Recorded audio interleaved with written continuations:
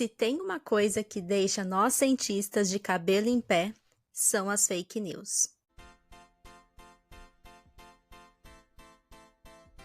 Pois é, quem nunca se estressou ao ver um parente compartilhando uma notícia falsa ou uma receita anti-ciência na família, né? E quem nunca ficou perguntando, será que eu devo confiar nessa informação ou nessa fonte? Eu confesso que esse tema me chamou mais atenção no sentido de saber como podemos combater as fake news quando eu li um artigo científico sobre a desinformação climática. Foi aí que eu entendi que fake news é apenas uma parte de um grande tema que tem sido estudado chamado desinformação. Inclusive, a desinformação foi citada no relatório do Fórum Econômico Mundial no início de 2024 como um dos 3 principais riscos para a humanidade para os próximos 2 anos. Os outros riscos são os eventos climáticos extremos e a polarização. Mas não é porque está sendo bastante discutido que é um assunto fácil de explicar. Pelo contrário, é bastante complexo. E eu fiquei obcecada por esse assunto depois da aula em que eu tive que ler esse artigo, e aí eu comecei a pesquisar quem que combatia a desinformação no Brasil, porque eu tinha certeza que eu ia encontrar alguma organização da sociedade civil fazendo isso.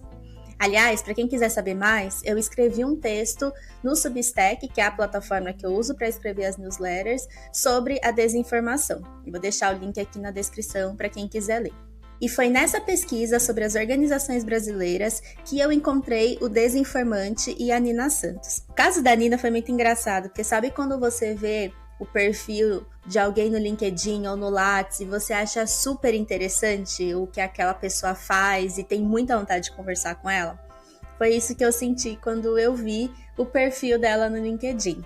E o que me chamou a atenção foi que, além de uma carreira acadêmica bem estruturada e de sucesso, ela tinha fundado uma organização de impacto social sobre a desinformação e tecnologias digitais.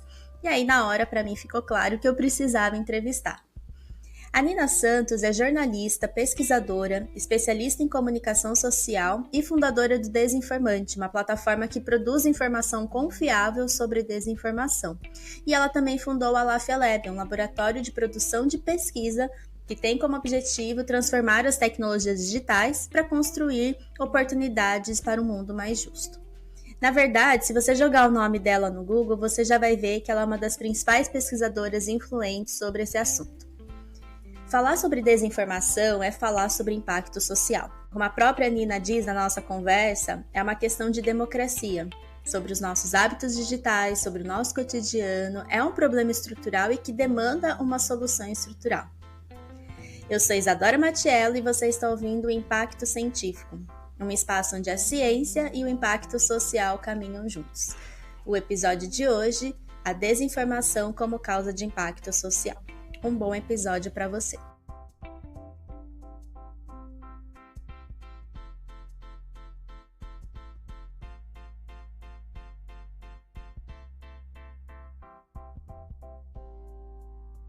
Eu queria que a gente começasse primeiro pelo tema da desinformação, antes da gente entrar para a tua história, assim. Como que você explica o que é desinformação para as pessoas? É sempre muito difícil, né, explicar o que é desinformação. Por um lado, porque a gente não tem um consenso dentro do campo de quem estuda desinformação, né, que não é só o campo da comunicação, o campo da ciência política, da sociologia, mesmo da ciência da computação. Então, tem várias disciplinas, né, que estão em torno dessa discussão sobre desinformação e não tem consenso sobre o que é desinformação. E, por outro lado, a outra dificuldade é porque acaba sendo um tema muito próximo das crenças das pessoas. Então, é muito difícil você usar exemplos, porque às vezes o exemplo que serve para algumas pessoas não serve para outras pessoas. Então, acaba sendo algo complexo de explicar. Eu cheguei no tema da desinformação não a partir da discussão sobre notícias falsas ou sobre, enfim, mentiras de forma mais ampla, mas a partir da discussão sobre informação, né? Então, foi a partir da discussão sobre como as pessoas se informam e como essa maneira de se informar muda no ambiente digital, que eu cheguei nessa discussão sobre como muda também a maneira como as pessoas lidam com a desinformação. Entendi. Como é que as pessoas passam a acessar a informação, mas passam a acessar também a desinformação. Então, eu sempre, por causa dessa trajetória, né, eu sempre busco explicar a desinformação como um fenômeno que faz parte de um cenário mais amplo.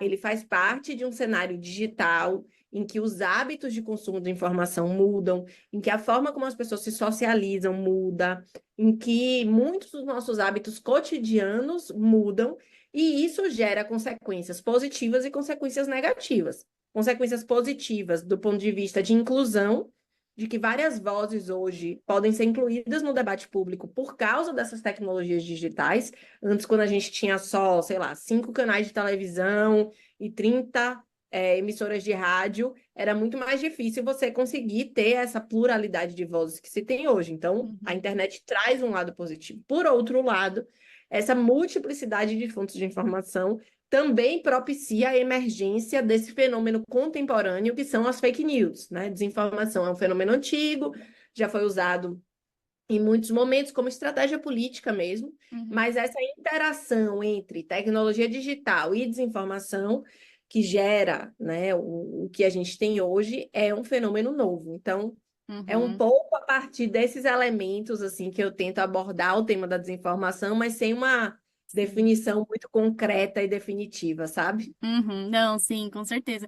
Inclusive, eu cheguei no teu nome porque eu fui pesquisar, né, quem combatia a desinformação e tudo veio também de um artigo científico que eu li falando disso, né, que não havia um consenso entre os termos, eles até estavam tentando trazer no inglês misinformation, disinformation, as discussões. Mas, enfim, para a gente não entrar muito na parte técnica agora, quando a gente fala de desinformação, não tem como não falar de fake news. E aí eu queria saber, assim, quando você explica, né, que nem você falou, eu tenho que explicar, dependendo da pessoa ali, ela conhece mais fake news, né? Como que você enxerga, assim, que se desinformação tá na boca do povo ou não, ou é mais fake news? Como que funciona isso para usar na explicação? São termos imprecisos, né? Eu acho que essa questão que você menciona, inclusive, da tradução, é uma coisa muito problemática e que eu acho que é sintomática da forma como o debate tem sido feito, muito a partir do norte global para o sul global, né? Então, na verdade, assim, a gente não tem uma tradução precisa do que é fake news, a gente não tem uma tradução precisa do que é disinformation, do que é misinformation, porque cada um desses termos, na língua original em que eles foram concebidos, que é na língua inglesa, eles têm especificidades e muitas vezes isso vai se perdendo, às vezes pelo debate mesmo, né? Mas às vezes também por causa da tradução. A gente não tem, por exemplo, uma palavra em português para falar misinformation, né? Misinformação. Enfim, acaba tudo sendo desinformação. Enquanto em inglês existe uma diferença clara da questão da intenção, né? A misinformation é onde você está disseminando um conteúdo falso sem a intenção de fazer isso, e a disinformation é onde tem a intenção do sujeito de propagar esse conteúdo falso. Então, essas distinções não são simples de serem feitas. O termo fake news ficou muito mais conhecido, né? Até se você buscar no Google, se você buscar em qualquer base acadêmica, você vai ver que a quantidade de vezes que o termo fake news é citado é muito maior, infinitamente maior do que a quantidade de vezes que o termo desinformação é citado. Então, em termos de popularização, é muito mais fácil, né, que as pessoas entendam quando você está falando de fake news. Mas existe uma diferença, ou talvez uma... Como é que eu posso explicar? O termo fake news ele é mais específico, enquanto o termo desinformação ele é um termo mais amplo, né? As fake news se referem especificamente ao processo de falseamento de notícias, porque uma das estratégias de produzir informações que parecem verdadeiras, mas são falsas, é fazer com que elas pareçam que vieram de meios de comunicação confiáveis e tradicionais. Então, você está falseando uma notícia. Entendi. É daí que vem a ideia de fake news, tem essa relação direta com a produção de notícias, com imprensa, com meios de comunicação, etc. Enquanto o fenômeno de desinformação, ele é um fenômeno que pode abranger quaisquer tipos de conteúdo, façam ou não eles referência a algo que tem a ver com notícia ou com meios de comunicação. Então, dá essa ideia de um fenômeno mais amplo, que é um fenômeno social, que passa, assim, pela produção de fake news, mas que, na verdade, é um fenômeno estrutural desse momento que a gente vive, e que tem muita relação com processos de desestabilização democrática e institucional, né? Porque você cria assim, um fenômeno tão amplo que, no final, a principal consequência, né, do fenômeno de desinformação não é nem que as pessoas vão acreditar nisso ou naquilo, ou seja, vão acreditar que a Terra é plana, ou vão acreditar, sei lá, que cloroquina cura Covid. Não são coisas específicas. A partir das coisas específicas, o que acaba por acontecer é que as pessoas não sabem mais em quem acreditar. As pessoas não sabem mais quais são os centros sociais legitimados para produzir verdades sobre o nosso tempo. Então, se cria o que alguns autores vão chamar de crise epistêmica, né? Você tem uma crise com a ciência, você tem uma crise com as universidades, você tem uma crise com a mídia, com a imprensa, com o jornalismo, com todos os atores sociais que supostamente estariam legitimados para produzir leituras da realidade. Então, Nossa. acho que é um pouco por aí. Não é simples, não. Não, não é nada simples mesmo. E quem que financia essa desinformação? Olha, tem de tudo, assim. Eu acho que é importante a gente dizer que o fenômeno da desinformação, as pessoas não são igualmente responsáveis pelo fenômeno da desinformação. Perfeito. Existem pessoas que são muito mais responsáveis do que outras, ou estruturas que são muito mais responsáveis do que outras. Ficou muito conhecido no Brasil a figura do tio do Zap, né? Todo mundo fala, o tio do Zap, aquela figura mítica que sai espalhando desinformação por aí, etc.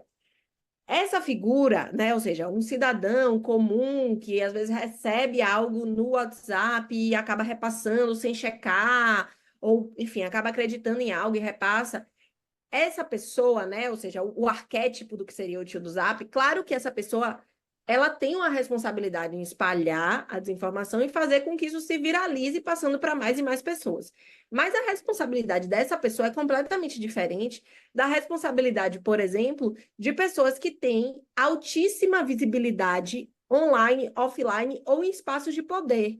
Então, as elites, elite no sentido de elite política, de elite econômica, de elite religiosa, vários tipos de elites da nossa sociedade acabam sendo espaços, pessoas que acabam tendo muito mais responsabilidade porque fazem com que essa desinformação chegue muito mais longe do que qualquer tio do Zap consegue fazer ela chegar. Cada tio do Zap tem a sua responsabilidade, evidentemente, mas a gente não pode igualar isso. E isso tem a ver com o financiamento da desinformação, porque você tem...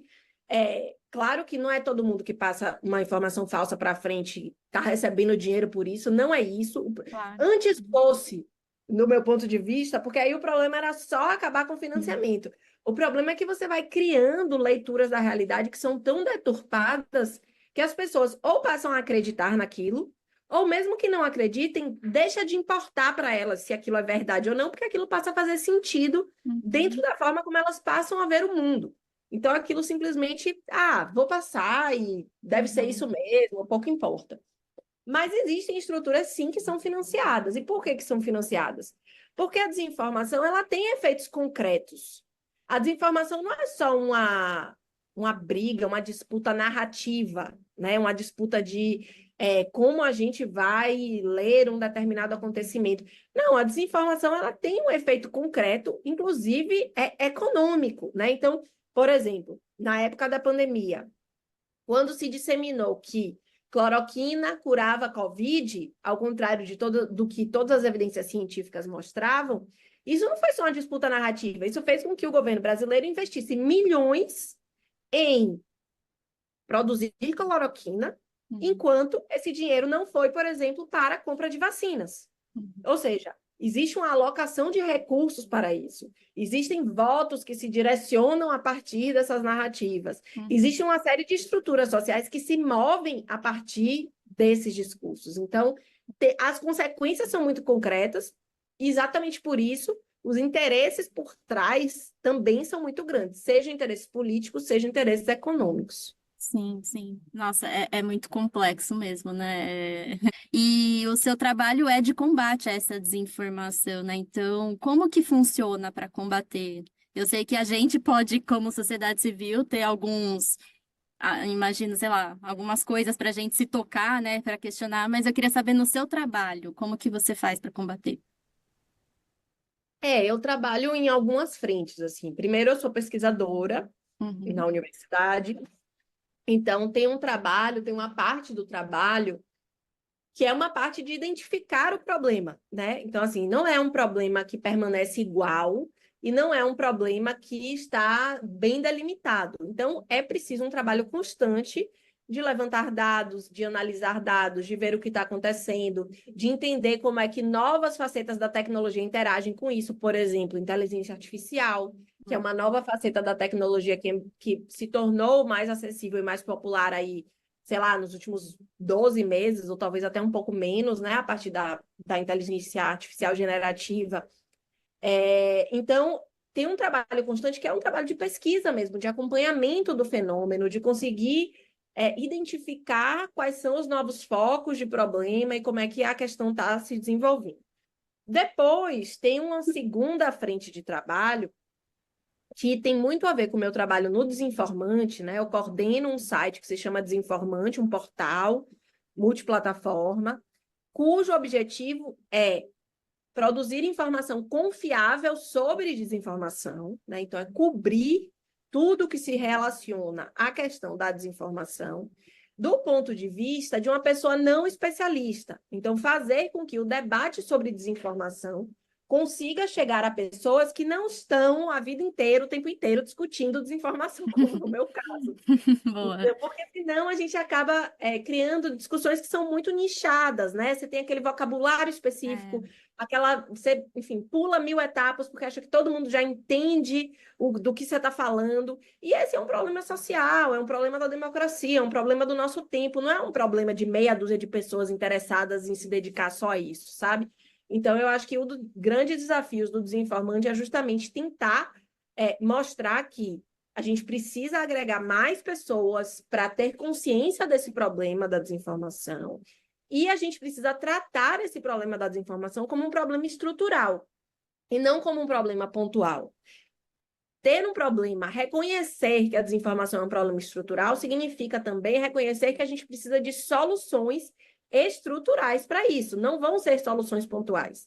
Então, essas soluções, elas passam por checagem de fatos, né, conhecido fact-checking. A gente tem no Brasil e no mundo várias agências jornalísticas especializadas em fazer isso, ou seja, surge algo, sei lá, campanha eleitoral, que é um momento em que tudo fica muito intenso e fervilhante.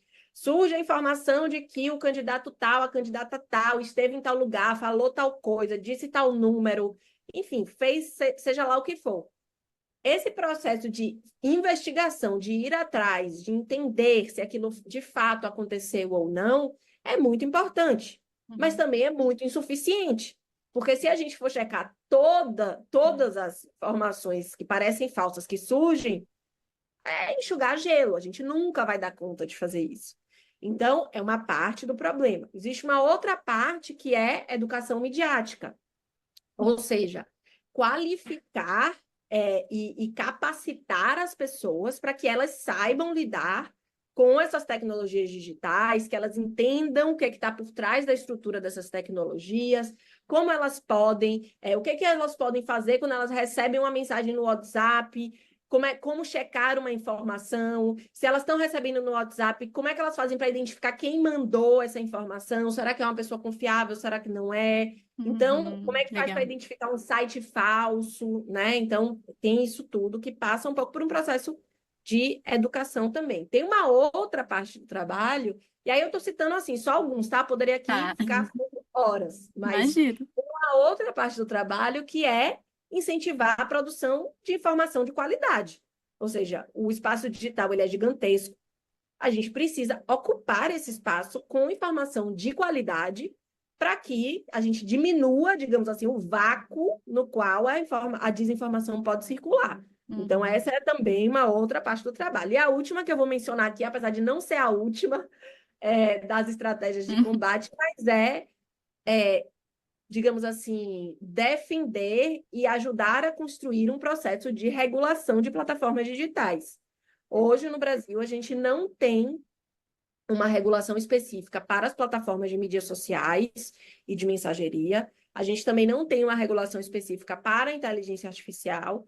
E esses são temas que estão intensamente sendo debatidos no Congresso Nacional, tão intensamente sendo debatidos pelo Executivo Federal, também pelo Judiciário, em alguma medida, porque acaba passando, especialmente pelo TSE, as regras eleitorais. Então, a gente também participa muito, sobretudo a partir do laboratório que eu fundei, que é o Alaf-Alab, a gente tenta participar desses processos de discussão, de construção de legislação e de regulação para lidar com esses novos fenômenos. Só algumas ideias aí de como é que a gente faz esse trabalho. Nossa, não, maravilhoso. É uma pequena degustação de tantos anos de trabalho e de dedicação. É maravilhoso, assim. Fico feliz, assim, de você ter trazido um pouco. Acho que já dá para entender que é bem complexo, bem profundo, mas tem bastante conteúdo sobre isso nas suas redes, nos lugares em que você atua. Então, eu sei que é fácil de achar. E agora acho que eu queria chegar mais na parte pessoal, assim, que a gente fala muito aqui de como conectar esse conhecimento científico, acadêmico com a sociedade, né, para causar um impacto social positivo, enfim. E aí você comentou no início da conversa que você chegou na desinformação porque você estava trabalhando, estudando e buscando a informação. Então, eu queria que você me contasse como que foi, como que você chegou nesse tema de desinformação. Sim, sim. Na verdade, assim, desde a graduação, eu comecei a estudar comunicação digital, né? Então, assim, só para dar uma Uhum. linha do tempo para os jovens que estejam aí nos ouvindo, eu defendi o meu TCC em 2010, né? 2010 era o ano dos blogs, entendeu? O que estava bombando eram os blogs, as comunidades de blogs, hiperlinks, era outra internet.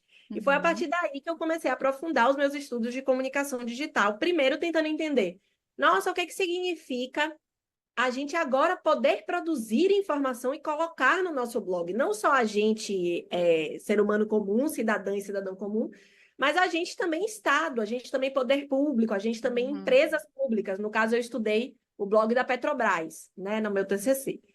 Aí, no mestrado, que eu terminei em 2012, já estava bombando as redes sociais. Na verdade, em 2010 também já tinha o Orkut, tá, gente? Para quem não conhece, botem aí no Google para vocês lembrarem, eu quero Orkut. Por favor, né? Mas olha que eu sou da mesma geração, viu, que você. Então tá bom. Tô A sua acompanhando, carinha tô que é de acompanhando. jovem. Só. Em 2012, eu defendi a minha dissertação sobre discussões no Twitter sobre julgamentos do STF. Uhum. Então, eu analisei como que as pessoas debatiam no Twitter sobre 3 julgamentos, que eram aborto de anencéfalos, cotas raciais e casamento homoafetivo. Então, aí eu já estava no ambiente das redes sociais, né? Esse ambiente que já é diferente do ambiente de blogs e pensando um pouco essa perspectiva do debate público, etc. Na minha tese, que aí já é 2019, né, que tem um tempinho ali entre mestrado e doutorado, Sim.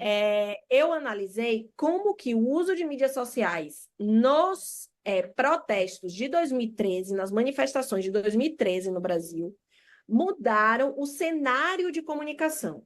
Então, aí eu já chego no uso de redes sociais de forma mais ampla e não apenas na maneira como as pessoas estavam usando essas redes no contexto das manifestações, mas como é que o fato de as pessoas estarem usando redes muda todo o ecossistema de comunicação pública a partir do Estado, de assessorias de comunicação, da própria organização dos protestos.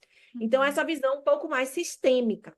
E Sim. a partir daí, né, do fim da minha tese, 2019, uma das coisas que eu aponto, uma das minhas conclusões no fim da tese, foi justamente o quanto que esse novo ambiente de comunicação possibilitava, por um lado, aquilo que eu estava falando no começo, né? Por um lado, possibilitava a emergência de novas vozes e a formação de novos tipos de movimentos sociais, mas, por outro lado, também possibilitava a emergência desses fenômenos de fake news e de desinformação.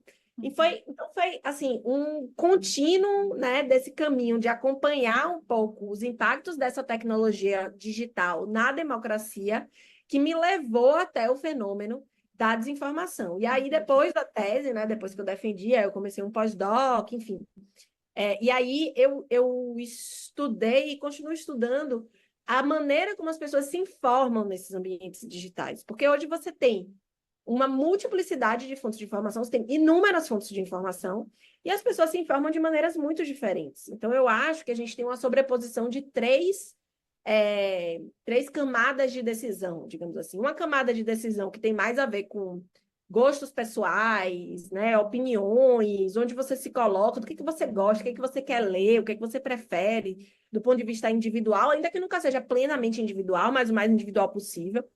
Uma estrutura social, de desigualdade social, de desigualdade de gênero, de desigualdade de raça, de desigualdade regional, que vai também impactar em qual tipo de informação você tem acesso e você lê.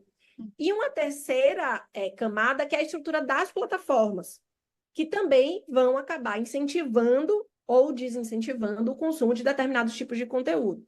Então, a sobreposição dessas três coisas, né, dos gostos pessoais, da estrutura social e da estrutura das plataformas, acaba criando maneiras de se informar sobre a realidade que são maneiras que podem ser muito diferentes. Por exemplo, em 2020, eu fiz um estudo sobre as fontes de informação que as pessoas citavam no Twitter para se posicionar pró ou contra o discurso de Bolsonaro sobre a pandemia. E o que eu identifiquei foi que só tinha 1/3 das fontes de informação que coincidiam. Ou seja, as pessoas que concordavam com Bolsonaro, simplificando totalmente o argumento, mas as pessoas que concordavam com Bolsonaro ou discordavam de Bolsonaro, 1/3 das fontes de informação que elas usavam eram as mesmas. E 2/3 eram completamente diferentes. Mais de 65% das fontes eram completamente diferentes. Ou seja, as pessoas passam a se informar de maneiras tão diferentes que elas passam a ter leituras da realidade que são completamente diferentes. E isso faz com que elas sejam capazes de acreditar em coisas que são completamente diferentes. Então, é essa relação entre o consumo de desinformação e o consumo de informação e a circulação da desinformação que eu acabei fazendo, explorando, e estou aí explorando até hoje, porque o Porque caminho é longo. precisamos de você. Eu até fico pensando assim, porque quem é mais da área do jornalismo, de comunicação, tem um contato maior com essa parte mais prática. Durante essa sua trajetória acadêmica, você atuava também para além da universidade ou foi depois que veio isso? Eu sempre atuei, assim, eu sempre fui uma pessoa muito inquieta, e eu sou completamente apaixonada pelo mundo acadêmico. Eu venho de uma família de acadêmicos, então, assim, eu E que cresci família, hein, digamos. Pois é, pois é. Então, eu sempre cresci, assim, muito apaixonada por esse ambiente, mas eu sempre tive um comichão de fazer coisa fora da academia. Então, eu busquei muito isso desde a graduação, assim, trabalhando na empresa júnior da faculdade, fazendo estágio na Secretaria de Cultura do Estado, enfim, fiz organização de eventos, fiz de um tudo na graduação. Mas depois também, né? Depois, enfim, um pouquinho mais para frente na vida profissional, eu fui me aproximando, sobretudo, não tanto de redação, eu nunca trabalhei tanto com redação jornalística, tipo jornal, rádio, televisão, essas coisas. Até trabalhei um pouco durante a tese na Rádio França Internacional, lá em Paris, né? Que foi onde eu fiz o meu doutorado. Mas foi uma experiência bem pontual, assim. O que eu trabalhei mais foi com assessoria política de comunicação digital. Então, eu trabalhei em alguns momentos, mas sobretudo entre o mestrado e o doutorado, ali entre 2012 e 2015, com essa prática cotidiana de produzir comunicação digital para a política, né? Para políticos, para um político, especificamente.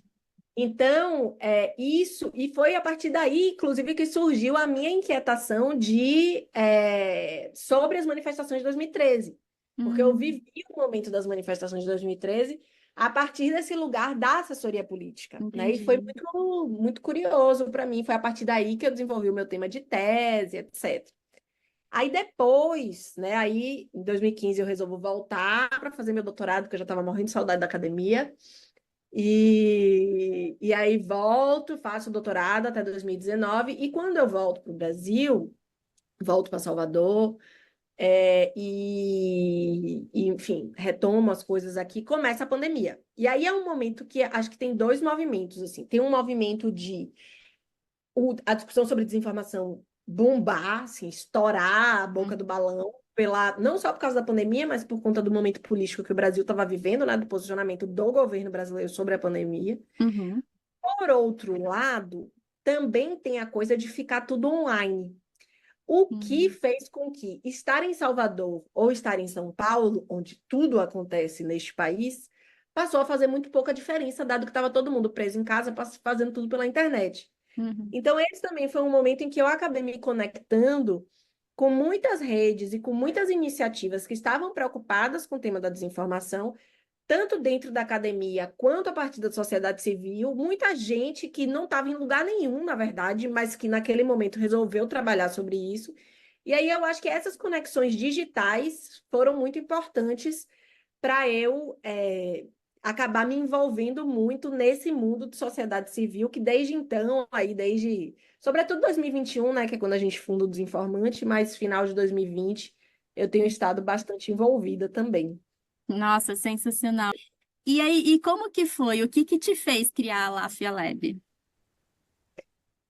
Então, várias coisas, mas acho que eu vou me concentrar em duas. Uma é o fato de que eu queria muito conseguir conectar melhor a produção de conhecimento científico com impacto social. E eu sentia que, a partir da universidade, ou pelo menos do lugar que eu ocupava na universidade, eu não conseguia fazer isso tão bem, né? Eu não sou professora concursada de universidade, nunca fui.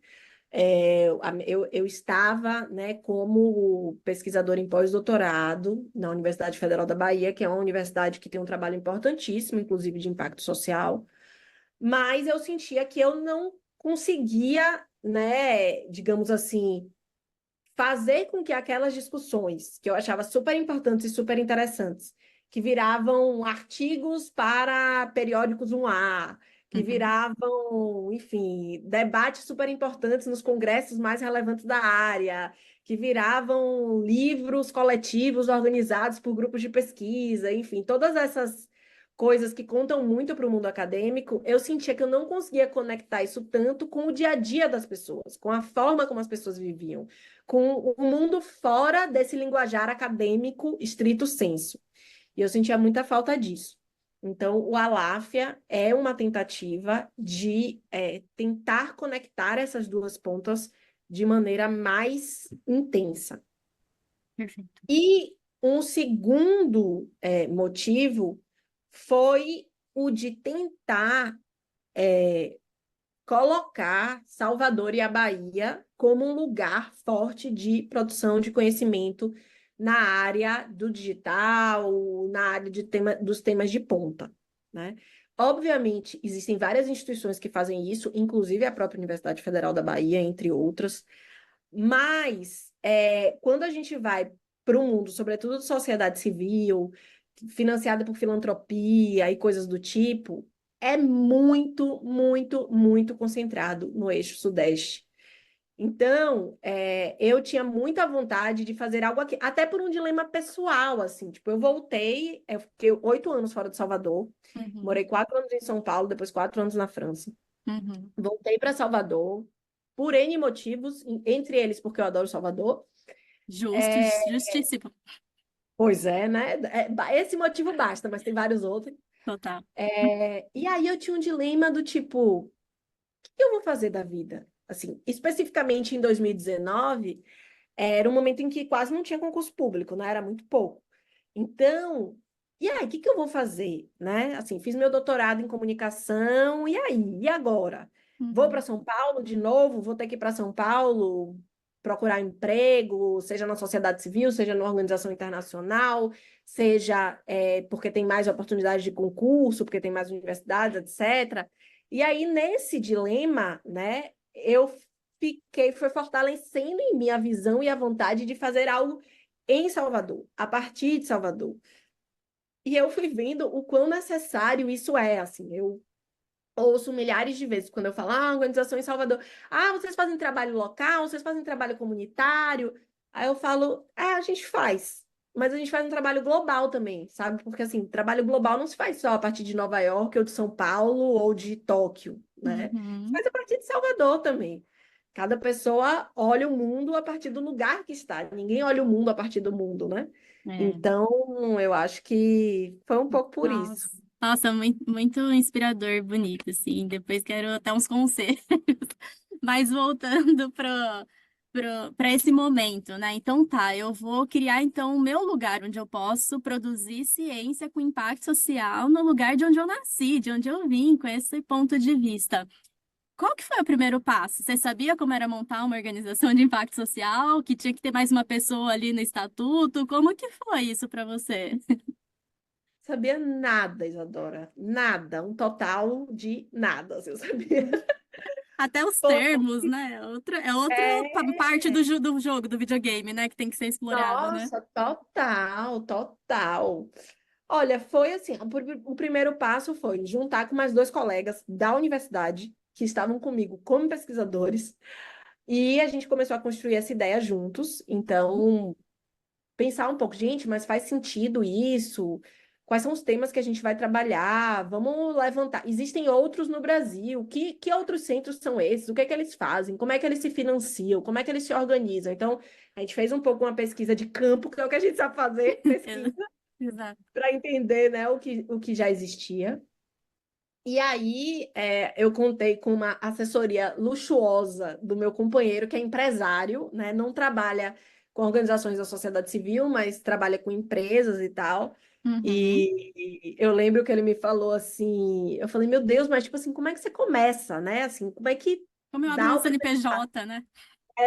E aí um dia eu tava lá desesperada e tal, e ele falou assim, meu bem, ó, fake it until you make it. Então, assim, vai, bota as caras e vai fingindo que as coisas estão aí, as coisas vão acontecer e vai nessa que vai dar certo. Então, assim, foi uma mistura de se jogar com um pouco de incentivo, com um pouco de cara de pau e muita dificuldade pelo caminho, porque assim, a gente não tem na nossa estrutura ninguém, nem que tem experiência administrativa que eu quero dizer não é na administração, é de gestão mesmo, de qualquer coisa, Uhum. nem experiência jurídica. Uhum. Então, assim, é caos, entendeu? Assim, você precisa fazer um negócio no cartório, caos. Precisa ver questão de imposto, caos. Então, assim, É. não, é muito difícil. A organização é nova, né? Tem 2 anos e meio agora. Uhum. Uhum. E a gente ainda vive isso cotidianamente, porque tem uma parte, parece muito bonito, né? Ah, eu vou criar uma instituição para fazer pesquisa científica e conectar com o impacto social, e aí você gasta mais de 50% do seu tempo resolvendo problema burocrático de junta comercial, Receita Federal e banco e É. financiador. Dá muito mais de 50%. Então, esse é o meu dilema hoje. Mas foi mais Sim. ou menos por aí. Era isso que eu ia te perguntar, como que você equilibra hoje, né? Porque você ainda atua como. Você tem algum vínculo ainda com alguma universidade, mas de qualquer forma, você é pesquisadora, tem um tempo que precisa se dedicar a isso. Como que funciona o seu dia a dia? Ah, No- equilibrar, eu acho que não equilibra. acho que Mas eu errei na pergunta, porque a vida real não é sobre isso, né? não, eu sou pesquisadora, né, na UFBA, na verdade, num centro de pesquisa que fica sediado na UFBA, que é o Centro de Democracia Digital, Uhum.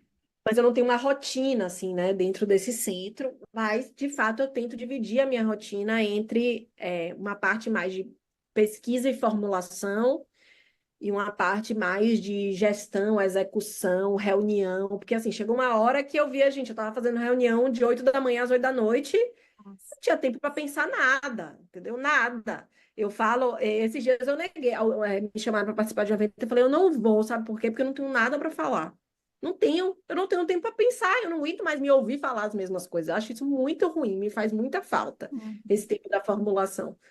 Então, o que eu tenho tentado fazer agora, não com muito sucesso, mas com algum sucesso, é dividir o meu dia entre uma parte da manhã, que é uma parte mais de reflexão, leitura, escrita, etc., e a Uhum. parte da tarde, que é uma parte mais executiva, digamos Uhum. assim, né? De fazer reuniões, dar entrevistas, fazer, enfim, resolver coisas. Perfeito. E eu sou uma pessoa muito matutina, né? Então eu acordo muito cedo. Uhum. E a parte da manhã é quando eu tô mais, assim, descansada e que eu consigo mais Sim. pensar, entendeu? Sim, sim, poder Então, entrar eu tenho ali. tentado estruturar assim. Ah, Não mas com- eu te entendo, eu te entendo. é um desafio constante, ainda mais, ainda tem um outro elemento que é criança pequena, né? Eu sou mãe de uma bebê de 2 anos. Não, Então, é isso acrescenta um outro elemento bastante desafiador na rotina. bastante Mas, desafiador. enfim, a Não, gente mas vai lidar.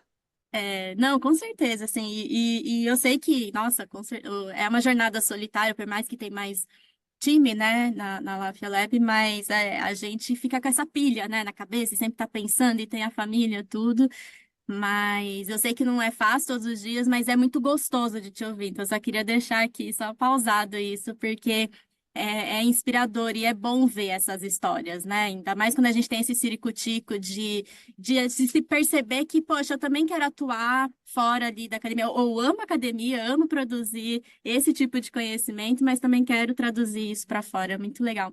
E assim, a gente já está entrando para os finalmente, eu queria que você me falasse se tem algum resultado da Lafia Lab que assim, te dá aquele orgulho, ou aquele caso que você sempre lembra e para esses momentos, né? Nossa, vai, bora, segura, vamos que tá dando certo, assim. Eu acho que tem vários. Eu acho que uma coisa que me deixa muito feliz é quando eu vejo os relatórios do Aláfia citados em lugares inusitados. Não são tão inusitados, mas que me surpreendem. Então, Uhum. quando eu vejo trabalho de estudante citando Ai, que legal. relatório do Aláfia, eu fico super, assim, achando que o que eu estou fazendo faz algum sentido para alguém, sabe? Recentemente teve um dado de um relatório nosso que foi usado também numa prova de um concurso. Então, isso também é outra coisa que me deixa muito feliz, para além dos convites para participar de espaços de tomada de decisão, né? Então, por exemplo, eu fui convidada para participar do Comitê de Assuntos Digitais do Tribunal Superior Eleitoral para discutir, enfim, para participar das discussões sobre temas digitais, as regulações do TSE, etc. Que é também um lugar do Aláfia, né? O Aláfia foi convidado para ser parceiro do STF no programa de combate à desinformação. Então, eu acho que esse tipo, né, de reconhecimento, seja o reconhecimento na ponta, né, do Uhum. estudante que está se formando sobre isso e que achou aquele material interessante, útil, etc. Seja esse reconhecimento mais institucional, né, de que o Aláfia hoje é um ator importante nas discussões sobre o digital, eu acho que me acalentam muito o coração. E acho que para além do Desinformante, né, que é um projeto de mídia, acaba tendo mais visibilidade, tem dois projetos que são os queridinhos assim. Um é o Observatório de Racismo em Ambientes Digitais, em que a gente Uhum. acompanha ataques racistas nesses ambientes e produz uma série de leituras, de dados, enfim, um acompanhamento bem cuidadoso. E eu sou muito, enfim, tenho muito orgulho da gente fazer esse trabalho. Uhum. E o outro, que é justamente fruto dessa minha inquietação constante com o consumo de informação e de desinformação, que é o projeto Desigualdades Informativas, que é uma pesquisa Uhum. anual sobre os hábitos de consumo de informação dos brasileiros, que era algo em ambientes digitais especificamente, que era uma Uhum. lacuna que a gente percebia que a gente tinha no Brasil e que a gente conseguiu, quer dizer, conseguiu não é no passado, né? No presente, estamos conseguindo ajudar a suprir, tentando viabilizar aí sucessivas edições dessa pesquisa. Uhum. Então, Ai, que delícia ver casos assim, casos de sucesso e com bastante energia, e eu tenho certeza que vai ter muito sucesso. Nina, se você fosse falar assim para uma pessoa que está pensando em entrar no doutorado ou mesmo no mestrado, né, mas está na dúvida, assim, poxa, eu gosto da escrita, de gerar o conhecimento, produção de conhecimento, mas eu não sei se eu tenho também um perfil ou que nem um doutorado, que é uma dedicação de muitos anos, né, para uma pesquisa. E o que que você diria para essa pessoa que ela já está percebendo que talvez ela não queira ficar exclusiva, né, ou ela não se vê como uma professora universitária, mas que ela está vendo por aqui que tem essas outras organizações que trabalham com pesquisadores. O que que você falaria para você mesma ou para outra pessoa, né? eu falaria que tente transformar essa crise em uma oportunidade, porque eu acho que uma das coisas que a gente mais precisa hoje são pessoas que conectem conhecimento acadêmico com conhecimento produzido na sociedade civil ou conhecimento produzido em organizações de comunicação ou conhecimentos produzidos em outros lugares. Eu acho que esse papel de conectar esses conhecimentos é um papel muito difícil e muito raro, mas muito necessário. Então, assim, primeiro, não se sinta um peixe fora d'água, porque eu tô falando que eu mesma me sinto, tá? Isso aqui é E falei, você tá falando pra mim também, tá? autoterapia. Então, acho que esse é um primeiro ponto. E segundo, converse com pessoas. Assim, você não é a única pessoa que se sente assim. Tem outras pessoas que também se colocam nesse lugar e que têm buscado caminhos. Caminhos que deram mais certo, que deram menos certo, que deram certo por um tempo, que depois deram errado, porque a gente também tem momentos de vida. Eu já tive momentos em que eu quis ficar só na academia e momentos que eu não queria ver a cara de universidade. E momentos em que eu queria fazer as duas coisas. Então, eu acho que é entender um pouco os nossos momentos de vida, mas também essas possibilidades de caminhos que muitas vezes não estão colocados para a gente de maneira tão clara, né? Não estão já traçados. A gente às vezes vai traçando e vai descobrindo para onde é que pode ir, mas a gente não precisa fazer isso sozinho. Então, tem um monte de gente aí à disposição, inclusive eu, para conversar sobre isso. Então, fico à disposição aí para trocar sempre. Ah, muito bom. Obrigada, Nina. Já vou falar obrigada por todos nós aqui, porque é isso, é a gente criar as nossas regras, né? Porque às vezes a gente, vou falar por mim também, já encontrei uma certa resistência em ambos os lados, né? Ou assim, poxa, mas você tá aqui no doutorado, tem que ser só o doutorado, não vem pensar em fazer outras coisas. E do outro lado, eu também vejo, poxa, mas isso é uma linguagem muito técnica, vamos botar para fazer, né? E às vezes, assim, poxa, mas dá para fazer os dois, né? E eu acho que é o que você falou, é conversar com pessoas, porque dá para encontrar pessoas que entendam, né, que essa conexão é possível e fazer a nossa própria história. Mas que bom, obrigada, viu, Nina? Foi ótimo conversar com você, foi uma aula e ao mesmo tempo uma inspiração. É muito importante poder contar histórias assim, para isso, né? Para a gente ter esses repertórios e não se sentir tão sozinhos. Obrigada mesmo. E eu queria que você deixasse aqui como palavra final, assim, onde a gente te encontra, se você tem alguma indicação, né, de alguma leitura, podcast ou seus próprios sites sobre o tema de desinformação. Boa. Quem quiser acompanhar, pode seguir aí nas redes o @desinformantebr, são as redes do Desinformante. Tem Instagram, tem TikTok, tem YouTube, tem X, então o que vocês preferirem, para acompanhar um pouco essa nossa cobertura cotidiana desses temas. Está chegando aí eleição, então a gente tem uma página específica de eleição. Em breve teremos observatório de IA nessas eleições, então a gente vai cobrir como é que vai ser usada a tecnologia de inteligência artificial nesse período eleitoral. Fica o convite aí. E para quem quiser acompanhar mais a parte de pesquisa, @alafialab, se escreve exatamente como se fala, alafialab. E lá dá para achar os relatórios de pesquisa, né? Então, tem os relatórios do Observatório do Racismo, do Desigualdades Informativas, de algumas outras pesquisas que a gente tem conduzido também. Então, eu acho que por aí é o caminho mais fácil, para além de artigos acadêmicos, capítulos de livro. Tem também, quem quiser, pode procurar no Lattes, Nina Santos, ou no Google Scholar, Nina Santos, para quem quiser a parte mais acadêmica da coisa. Mas por esses perfis dá para acompanhar bastante coisa também. E espero que a gente tenha mais momentos de troca. Ah, com certeza teremos. Obrigada mesmo, viu, Nina? E muito sucesso para vocês. Estamos juntas aí nessa conexão. Obrigada, viu? Perfeito, nada, querida. E para você que ficou até aqui, o meu muito obrigada. Você gostou do episódio, do tema? Se sim, não esqueça de avaliar o podcast, isso ajuda muito o nosso projeto. Inclusive, se você quiser receber um lembrete dos novos episódios, é só seguir o podcast no seu tocador preferido ou seguir nossas redes sociais no Instagram ou LinkedIn, @Impacto Científico. Você também pode se inscrever na newsletter e receber textos sobre carreira de ciência com impacto social. O link também está nas nossas redes sociais, mas você pode procurar pelo Impacto Científico no Substack. Ou, se também quiser sugerir um novo tema, é só mandar uma mensagem para mim pelas redes ou um e-mail para comunidade@impactocientifico.org. É isso, muito obrigada e até o próximo episódio.